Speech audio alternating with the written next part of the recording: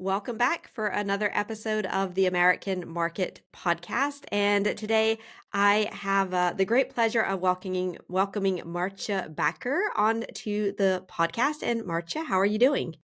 I'm doing great. Thank you for having me on the podcast. Great. No, very, very much looking forward to it. I believe you are one of the first non-French guests on my podcast. So very excited to be getting a little bit of a more diverse panel of entrepreneurs and experts onto the podcast. So definitely thank you for doing that. A little introduction to you. So you are a career coach who helps women in a season of career confusion. You're originally from the Netherlands, but now you live in South Carolina in the US. And we met through LinkedIn. And I think it was a post that you published. And I'm going to be honest, and I can't remember exactly what the post was on, but I saw it and I was like, oh, I need to get in contact with this lady and just learn more about what she's doing. And I really like your posts. Like I continue to follow your posts and I really like them. So I'm very excited to talk about you, your work, your journey, and of course, the differences that you see working and living in the US compared to back in the Netherlands. So welcome. Thank you. Thank you so much. Right. So I guess the first question is just how did you go from the Netherlands to South Carolina? How did you make that journey? So this is a fun story to tell because Yeah. honestly, since I was a little girl, I always knew I was not going to live in the Netherlands. Even Right. my Yeah. my mom knew that. She said, "I never had the illusion you were going to live around the corner." I knew Um, you were going to leave someday. you have that in your blood of some sort, and I Mm. always wanted to go, and I always wanted to be away from home and travel and Mhm. adventure. And the Dutch weather, for anyone who's been in the Netherlands, Yeah. it's quite dreary. It's quite Hmm. rainy. It's quite Yeah. overcasty. Now, we also have nice days. Yeah. We have beautiful days. And what I Yeah. love about the Dutch is that when we have beautiful weather, we all go outside. It's like in the It's like UK. enjoy it while you can.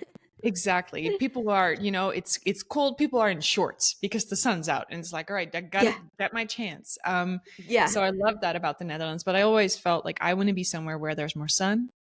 Now, Yeah. did I expect that that was going to be South Carolina? No, absolutely not. Right. No, Yeah. I don't think anybody says, I want to move. I mean, I'm sure there are some people, but it's not like New York or California. Let's be honest.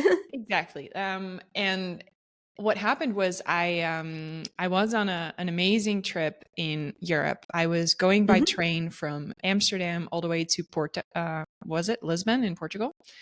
Yeah. um, to see a friend, because Okay. this is going to be ironic in a minute, but Yeah. I felt very strongly about the environment and how flying and planes had such a negative effect on the environment. Right. So I wanted to do my part and fly as little as possible. So Right. um, I was still in college and I had a lot of time off in the summer. So I thought, let's make this a train trip. I want to see my best friend who is in Portugal. She lives there. And I want to see her, but I don't want to fly. So let's do this by train. So Mm. as I am on this huge trip, I go through France to go through Spain to Hmm. go through Portugal, like Yeah. all the places. And I end up in a hostel in Lyon.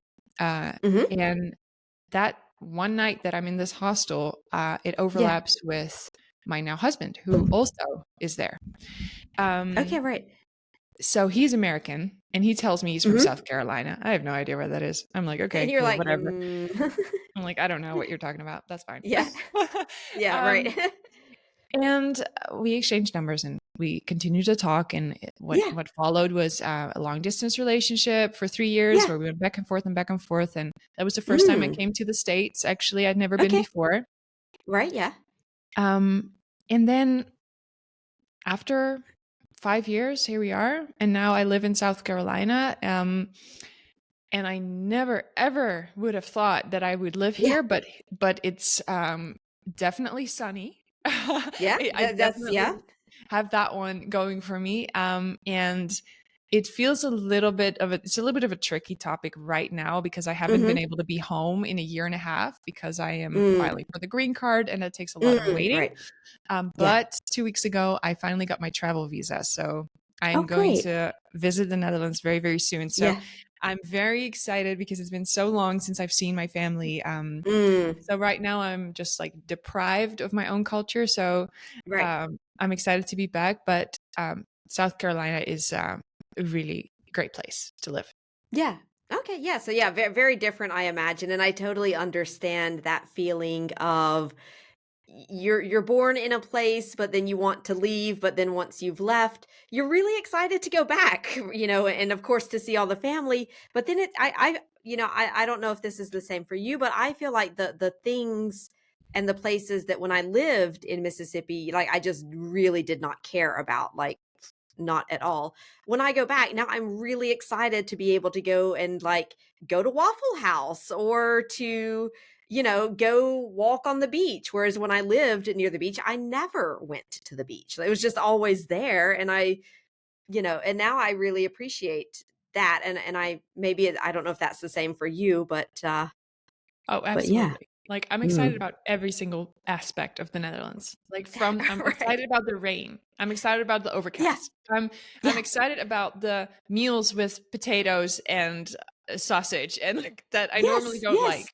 I'm excited Exactly. about all the things. I'm excited about biking with headwind. I'm excited. Yeah. I'm like, You're bring it like, I'm on. gonna Yes, please. you do it. All the stuff that I don't have, in your new country. No, I totally when I go back to Mississippi, I'm just like, all I want to eat is Southern food, like fried chicken and collard greens and fried okra and things like that. Which is here, I don't crave that at all. But yeah. All right. So yeah, very interesting. Now, if I remember correctly, you now you used to work in tech. Sorry, you're a career coach now for women, but in the past you were working in tech. Now, how did that transition happen, and did that happen with the move to the U.S.? That's a great question. So that happened prior to moving. Mm, Um, okay. I was an innovation consultant, so I helped big Mm, companies prepare for the future, and I was leading teams with incredibly smart people, right. developers, data scientists, and I was leading these teams to do really, really future-focused projects. So Mm, living in space kind of stuff. right. Yeah. And Wow. it was a really exciting job, and it was a career path that I feel like I had been on from a very young age. Mm, I remember, I think it was around 13 years old that I first had the thought of I want to be a CEO, yeah. and it showed in how I showed up in school. It showed up in the kind of college I wanted to go to. Mm, Um, it showed up in how I dressed in college. yeah. So a lot of people who met me at like parties and stuff like that, Yeah. they came to me and they said, "Oh, you're a student. I thought you were a teacher. I thought you were Like a a teacher. professor." Yeah. And that was really just because I was dressing like a corporate girl from day one Mm, of college. I was wearing suits, I was wearing like button-up shirts, red yeah. lipstick, all the things because I had this Yeah. vision of a multinational CEO Yeah. who gets driven around from conference to TED Talk to whatever. And Mhm. that's what I thought I wanted. So I was on that path and I Yeah. was making great Yeah. steps to go and make that happen. Um, but at some point I started to feel that something wasn't quite right. Like I was doing the Mm, things and I was taking the steps, but also right. at 7 p.m. on a Friday night, me in my apartment in Amsterdam, I was laying on my bed being unable to even shower because I was so Mm, tired. And I thought, right. this is not how a young woman in her 20s needs to feel on a Friday night. Like where Right, so you should be getting ready to go out. I Right. should be having a good time. I should be wanting to see my friends. I should Yeah. be going out to dinner or something. But here I am. I'm unable to even take myself to the Mm, shower. I'm just scrolling on my phone or just laying there. And it mhm. was later on I realized a really close call with burnout. Like I saw the burnout coming, Mm, yeah. and that was the alarm bells were going off for me and made me think, okay, I need to do some thinking because Right. this can't be right. Um, this is not part of that vision that I have for myself. So as I was diving Mm. into, okay, what would make me happy? Is it that Yeah. CEO flying around the world doing the TED Talks? Yeah. Or, and this was kind of the dilemma I had in my own brain, or is it the woman who wants to live in a cottage in the woods and make jams and have a dog? Like Mm. that was sort of the extremes that I saw. And I remember talking to Right. my friends and talking to my mom and saying, like, hey, I feel these two things cannot be merged. I feel like Right.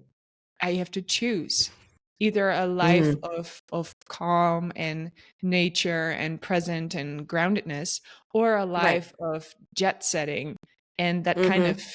ambition that I feel like following that Yeah. fire. Um, and it took me a while, but it was a lot of the things that I do with my clients now, Sure. with what I did then. So it was a lot of networking with people who had Mm. jobs who I thought were interesting, even if Right. it was something that seemed so far away from where I was. I would just Right. send them a message on LinkedIn and I would say, hey, are you up for a coffee call? Because I'd love to hear Mhm. more about what you do. And Yeah. they would say yes, because the message was really well crafted. And that's actually Yeah. what we're using now in my coaching, that message to get you 9 out of 10 people will say yes to that coffee call. Um, Right. Nice. so I did a lot of exploring and found out that what I loved about my work was supporting the women in my teams and Mm. making sure that they were not working overtime, making sure they were Right. getting promoted, that they were asking for a raise, that they were actually happy in their job. And if not, Mm. that they would quit and find something Right. else, Yeah. not necessarily in that order. So I realized that that was what I loved to do, but it was only a small part of my job. There was a lot of Mm. other stuff, Yeah. stakeholder management, whatever, all this kind of stuff. So I thought, how can I make this piece that I love? How can I make that the majority of my work? And Right. Yeah. that's when I started coaching women in tech. That's how I started off with my Mm. business. I quit my job, Okay. started coaching women in tech, became a digital nomad. So I would be Mhm. in the States for a couple months and be back home and then kind of go Yeah. back and forth. Um, and that evolved into right now coaching women in a season of career confusion. That was the kind of the common thread that Mm. I saw with all of my clients. They're all wanting to Mm. make a career change. Right. They all want to find more fulfillment and joy and health and freedom Mm. in their work, Yeah. but they don't know what that would look like. And Right. that's where I help them figure out, okay, what is it that you want to do? What would be your next career step that would make you happy in the long run, not just for Mhm. 6 months? So we don't want to be Right. job hopping. And how can Right. we actually make that happen for you? So what is the strategic approach that is tailored and unique to each person I work with Mm. to make that happen, to land the job, to Right. start the business, to get promoted, whatever it is that your goal is. Mm. Um, so I took this business from the Netherlands, I took it to the States. I Right. have clients all over the world. So that would be interesting to talk about too, because there's a lot Yeah. of different cultures I work Yeah. with. Yeah, that Um, will be interesting. and to this day, I still have not had a local client, which is so funny to me because Interesting. I Yeah, have, well, we'll talk about that. Yeah. yeah, because now I live, we stopped the nomad kind of life for a minute 6 months ago. So Yeah. this is the first time I'm kind of like situated in the States. Yeah. Right. And still, my clients are all over the place. Are Belgium, everywhere. Germany, the Netherlands, Dubai, Massachusetts, it's Yeah. everywhere. Okay, right. No, very very interesting. And I feel like yeah, it's the clients that you work with, they're coming to you because they maybe they've seen parts of your story on LinkedIn and they're like, wow, she went through what I'm going through now and like she gets me. And I feel like that is really important for, just being able to resonate with your clients and showing them you know what they're going through. And so I feel like sometimes, we have gone down that same path. But sometimes it's also just because we've worked with enough people that we know like we can get inside their heads from that. Mhm. Um, Yeah, I but that's do wanna very, make yeah, a yeah. note there, sorry to interrupt you, that, No, go ahead. something I see happening in the coaching industry a lot that I don't wanna put myself under that umbrella is Sure. I have, experienced it, so I can help you do it. That's not Mm, how I see coaching. I am not right. the expert of your life. Yeah. You are the expert Right. of your life, and your life is completely different from mine. You as a human, you're completely different Mm. from me. So I don't have the illusion that I know what's right for Yeah. you because I Right. experienced something that is maybe similar in our careers. So something that I Mm. always want to put first is my coaching is my expertise, is me knowing which Mm. questions to ask, is me knowing what to pick up from what you're saying to me and reflecting it Yeah. back in a way that gives you more clarity. So it's not Mm. that it's going to be like, oh, well, I'm going to work with Maartje because she has done it so she can tell me what to do. I will Right. not tell you what to do. And I don't believe that I know better than you because you know yourself best and your life and your Yeah. values best. So just for that kind of to add a little bit of depth Mm. to that Yeah. piece. Yeah, exactly. Because, coaches are not there to tell you what to do. They're help you to, like you said, ask the right questions so that you figure it out yourself. And I Exactly. think that's the mark of a great coach. Yeah. So tell us a little bit. Now you said that you work with clients from all over the world, many different cultures. And you also maybe not some clients specifically in your area in South Carolina, but I heard Massachusetts. So you're working with also some American clients. And I'm just curious, you said you started the business in the Netherlands and then you took it to the US. And I guess the first question on the differences would be between I guess, the work culture and how you were doing things in the Netherlands versus the work culture that you've seen and how you're doing things in the US. What were the differences, the biggest differences? So the biggest differences that I am seeing is, which I love, is I can bring a European view on work-life balance and what that Mm, looks mm-hmm. like to my American clients, and Yeah, that doesn't mean that they need to adopt that because a lot of American companies don't adopt that. So it's kind of right. hard to, as a single person, be like, well, I am going to be done at 5 because it's 5 and I'm going to be done. Right, And your exactly. entire team is going to work till 7. Like that doesn't necessarily work. Right. Um, but I, in the way I run my business, I have very Mm, strong boundaries on when I am available and when I am not available.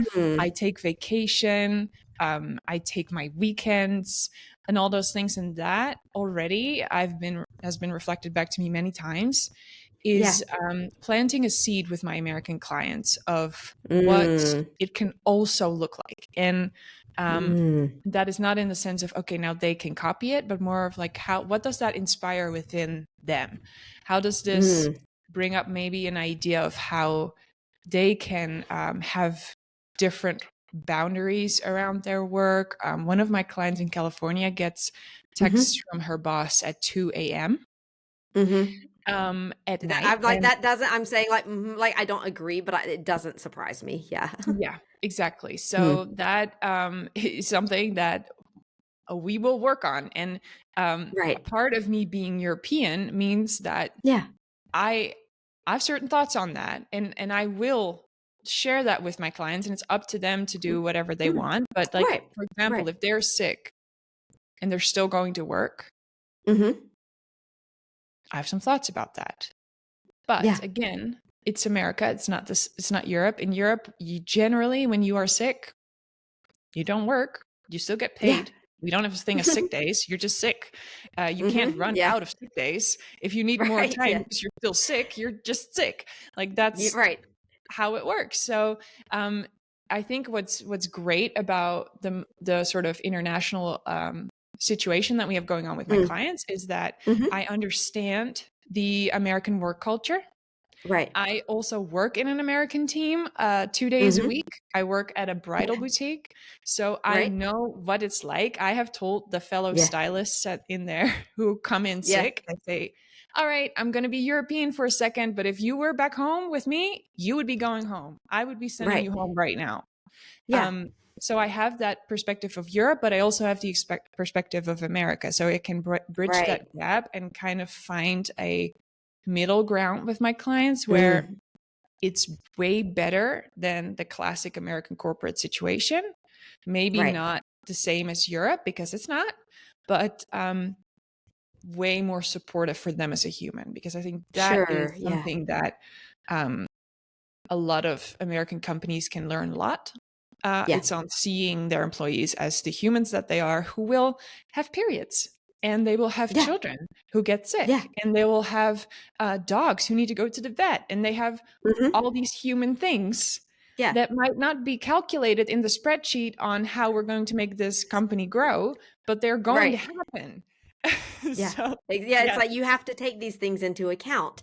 And and yeah, and that's a really good point. And I like how you with your coworkers at the bridal boutique you tell like I'm gonna be European and you would be home. I'm curious to know what is their reaction when you say when you tell them things like that? Are they a little envious of the European work-life balance? Are they like, no, no, no, it's okay. I'm fine. I'm gonna do the job because I have to. Yeah, just what is their reaction to that whole conversation of you should set boundaries and try to balance this better?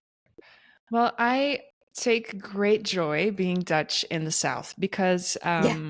South Carolina, in its culture, is known to kind of fluff things up or move Hmm. around it and like kind of not really address an issue head on. Right. Um, so it brings me great joy to do that Yeah. because it shakes things up a little bit. And Yeah. um, I am so respectful in my directness because that's Sure. something that I think is a stereotype that's out there, that the Dutch can be kind of rude because we're so direct. Mm, But right. my directness comes from love, and it comes from a Yeah. very warm place. So when I say these things to my clients, it's always with a little, or to my coworkers, it's kind of like with a Yeah. wink. So Yeah. I'll look at them and I'll kind of like do a little smirk, and I'll say, "Hey, I'm going to be Yeah. European with you for a minute." And then I Yeah. leave a little pause, and then I look in their eyes and I make my eye twinkle, and I'm like, "Hey, you see me?" And then I say, "You'd be home."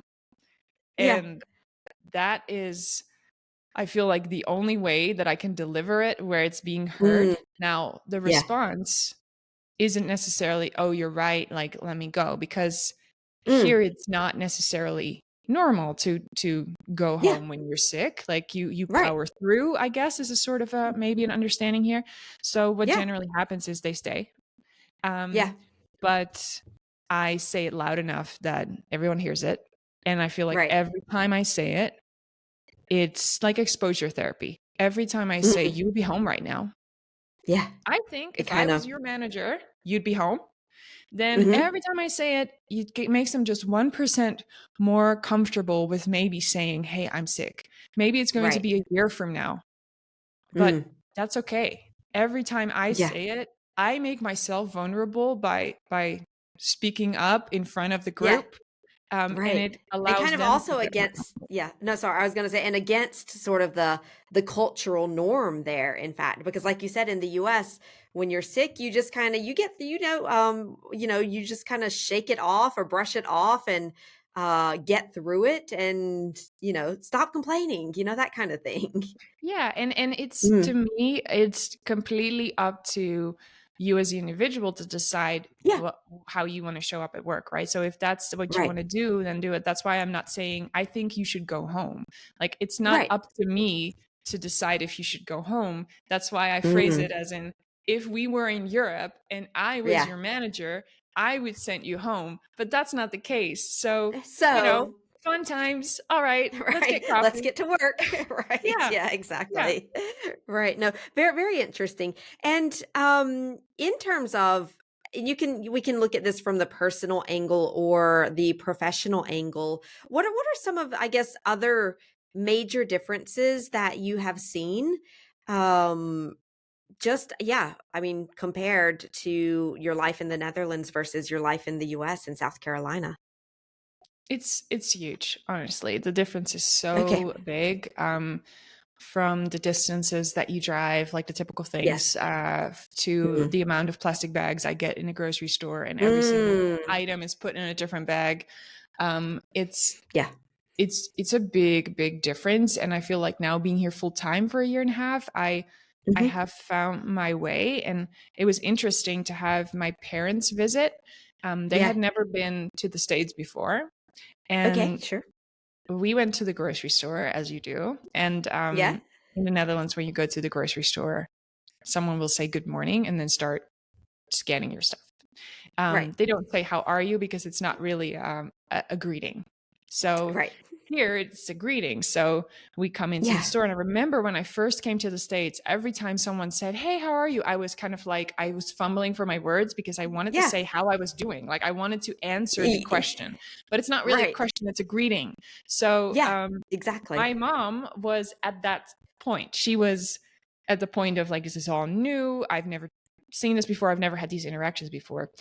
So we're at the cash registry and I just am a full-on natural at that point because I've been here for a year and a Yeah. half. So the Right. Yeah. cashier is like, hey, how's it going? And I'm like, oh, it's going good. How are you? And we leave and it's like, have a good one. Bye. Yeah. And have a good one is not a sentence you get taught in the Netherlands. You say, have a Right. good Sure. day. Like Right. have a good one is kind of like slang. Like I had Yeah. never heard that before. So my mom had Hmm. never heard that before.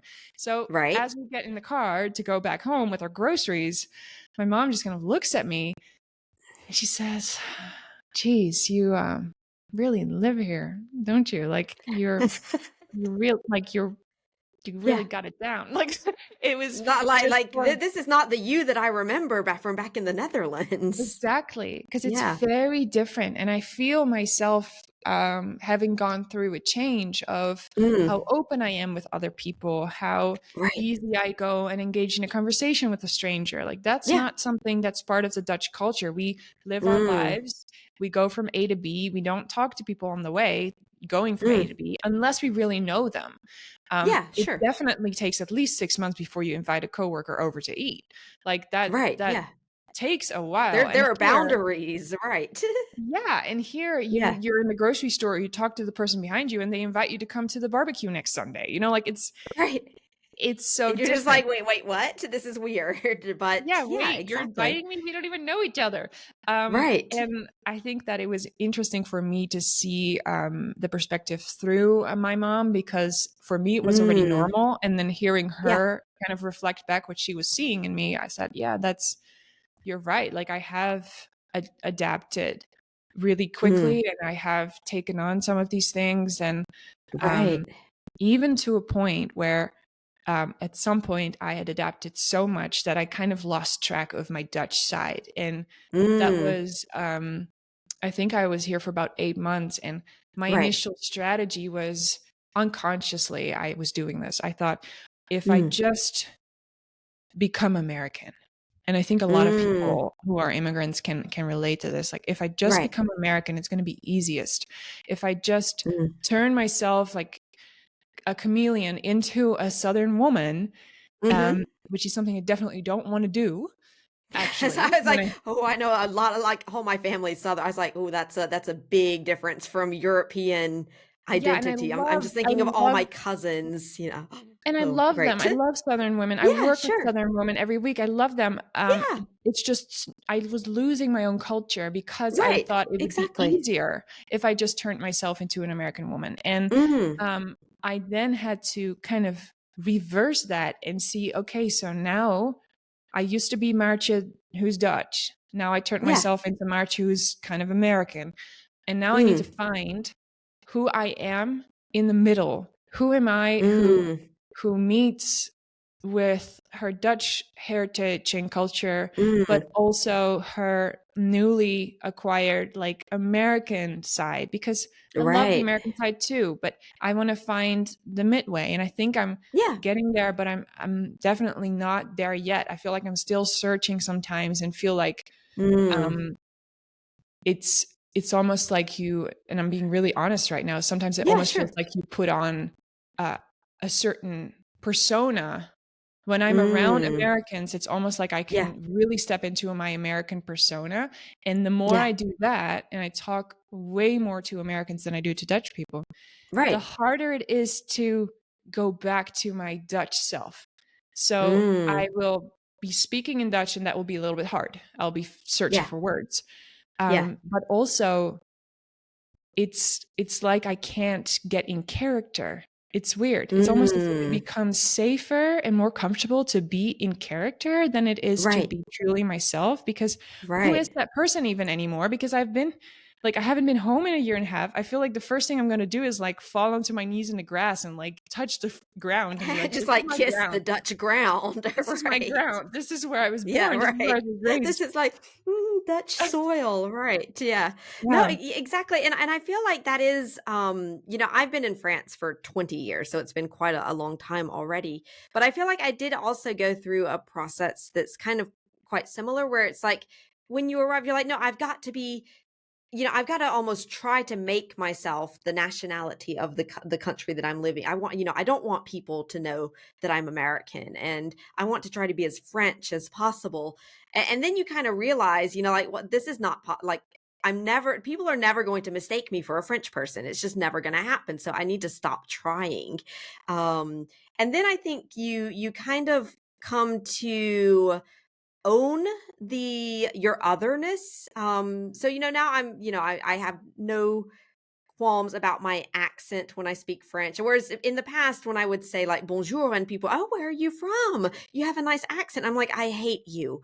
Whereas now I'm like, oh, that's really nice. And it's a conversation starter. And I'm happy to tell them, I'm not from here and this is my story. And it's a way of making a little connection with the person.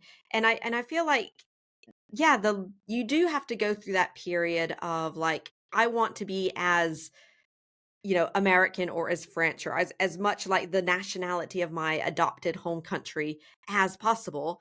And then you kind of realize, well, I'm never going to be that. So now I need to, I would say, like, put your difference in a positive light and make it part of who you are and what makes you stand out and what makes you unique, compared to the people around you. And it's not saying what's better, or it's not a question of that. It's just what makes me special compared to the people around me. And maybe that difference is one thing. And everybody's got other Exactly. things, of course. Yeah, and I But feel then, like that's yeah. also part of me as a coach Mm, is that mixture of Dutch and American. So it's yeah. the pragmatism of the Dutch Mm, of, all right, right. this is how we're going to do it. We're very practical, very direct, very goal oriented. All right, we just Mm, need to have a plan so we can make it happen. And then the right. American optimism of, we'll figure it out. Well, Yeah. we're gonna shoot for the stars, and then we're gonna go figure it out on the way. And those two together are Mhm. magic for coaching Yeah. because you Mm. want to set goals that are big and bold and Yeah. where you feel a little bit nervous about it. Like that's when you have a good Right. goal. The moment a Yeah. client of mine says, I don't know. That's feels a little scary. I'm like, okay, how scary? Great. Shaking in your boots scary, or just like I'm sweating a little bit? And they're like, oh, I'm Yeah. sweating a little bit. I said, okay, perfect. That's Right. great. And to then bring in the Dutch pragmatism of, so now what's the plan to make this happen? Whatever huge career change it might be, or Mhm. starting your first business ever, or we're going to have the concrete steps to go and make it happen. Like, I feel like Right. that combination is unique because of my unique background that has formed throughout the Exactly. past years.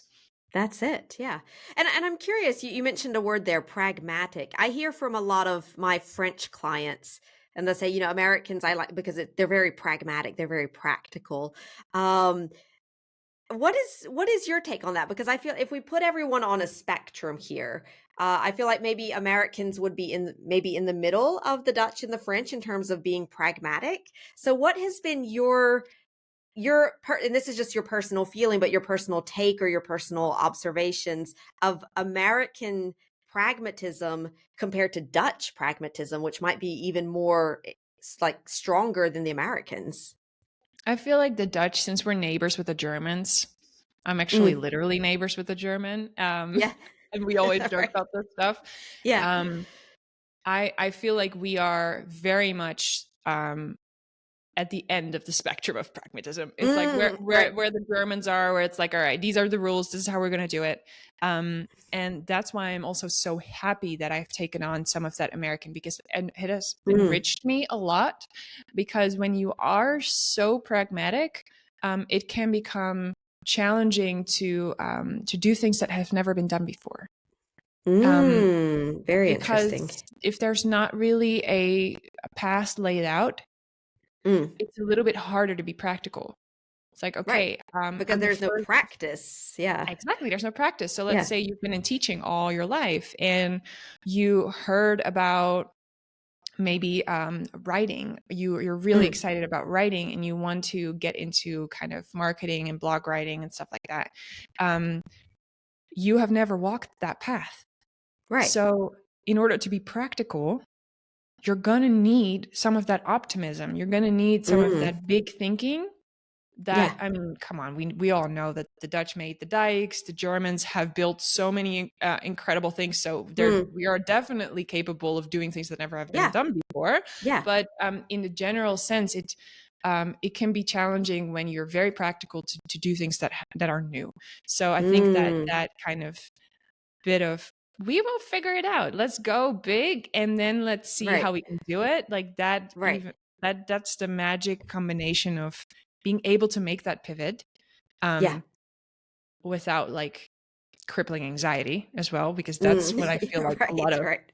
the Dutch will be like, oh god, we've never done it before, this is Like, really we're gonna flip scary. out and panic, right. Yeah. Yes, Interesting, interesting. Yeah, I always say that I feel like I always say, like, there's no one culture that is perfect or better than the other, but I do feel like the perfect place would be, like, some fictional country right smack in the middle of the Atlantic that combines the best of the American culture and the best of European culture. Like, we're very optimistic and thinking big, but we also have healthcare and, a social security system that helps people and things like that. exactly. Um Having the best of both worlds, right? And just one final question before we wrap up today.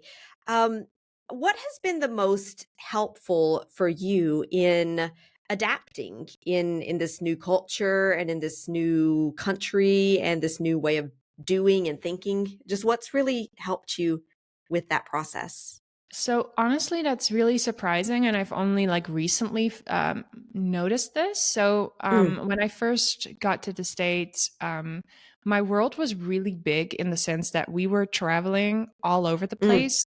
right. Being digital nomads, we would be all over the East Coast.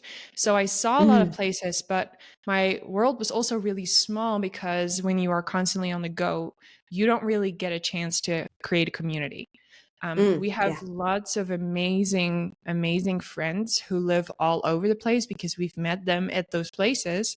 Um, Right. and those will always be really great friends, but it's a different kind of friendship from someone who you can see on a regular basis.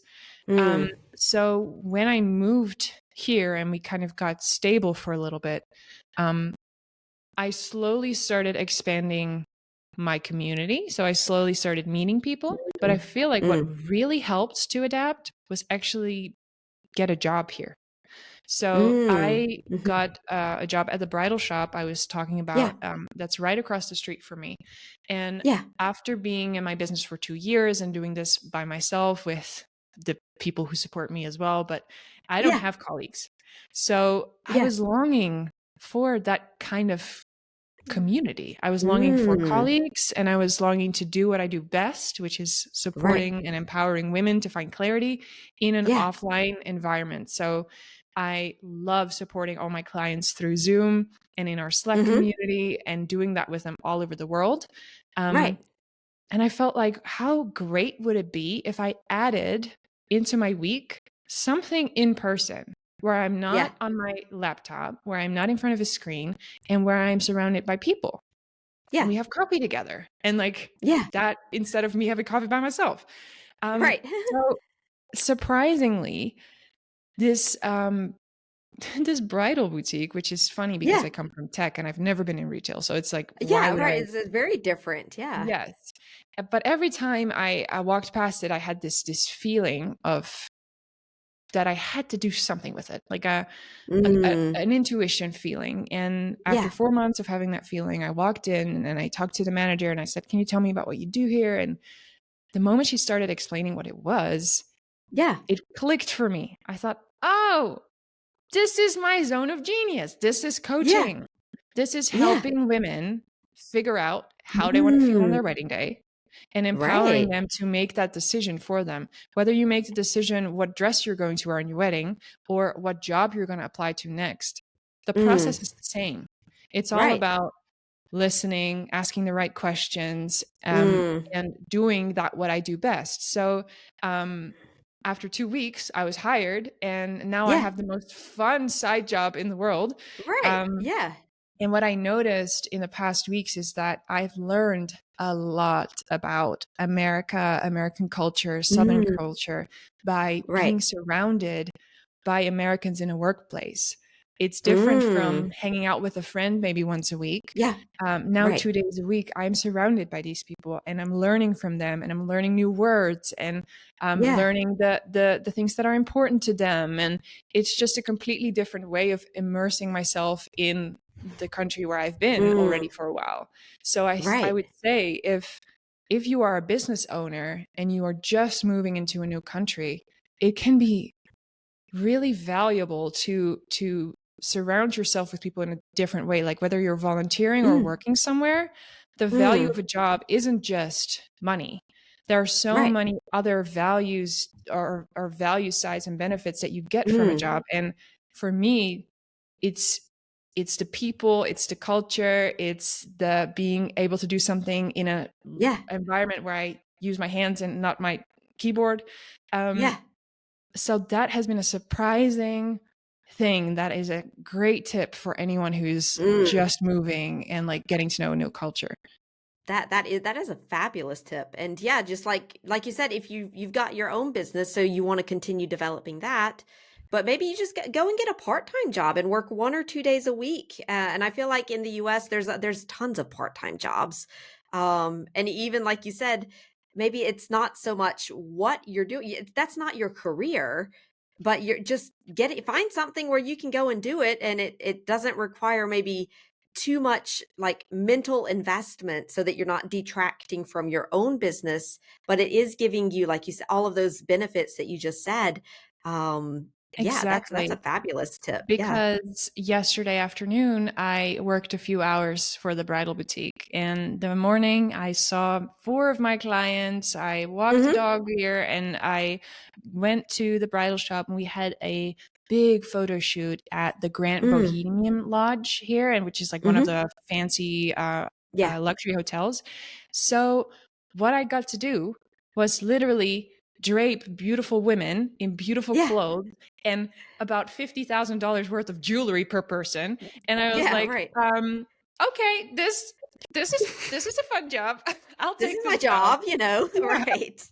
And I'm just Lovely. fluffing the trains, and I am putting, beautiful flowers in their hands and saying, "Girl, you look Yeah. stunning." And that's my job. And I'm like, well, I'll take that.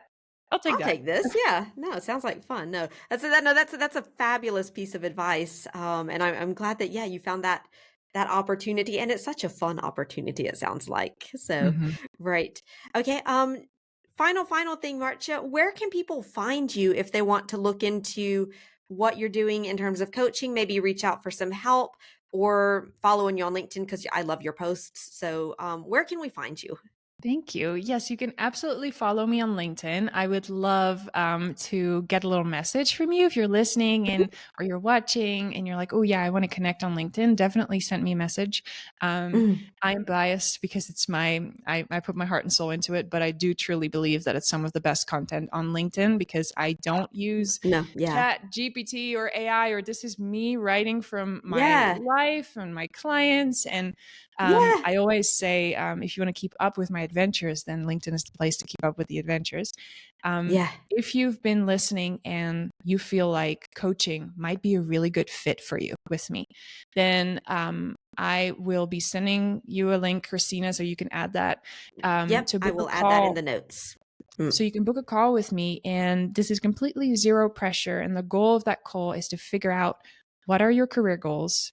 What are the areas where you feel like you're struggling? Like, what are the biggest Mm. obstacles? And am I the right person to help you overcome it? Or can I Mm. forward you to someone else? Mm. So we are always going to have actions come out of that. And I'm always here with my number one priority is to help you. So that's what we will always be doing on that call, helping you with actionable steps to um, either get coaching, get some tools, or find another service provider who is right for you. So I Mm. would be so happy to connect with you. And whether that's on LinkedIn or on a call, I'm just thrilled to get to know you.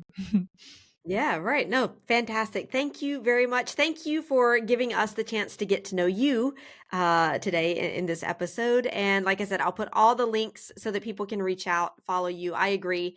Like your content is fabulous on LinkedIn. So I would say anyone who's also looking to up their LinkedIn strategy, they can just kind of look at what you're doing and Absolutely. get some Yes. inspiration. Yeah, right. All right. Have a great one, Marcia, and looking forward to your future posts.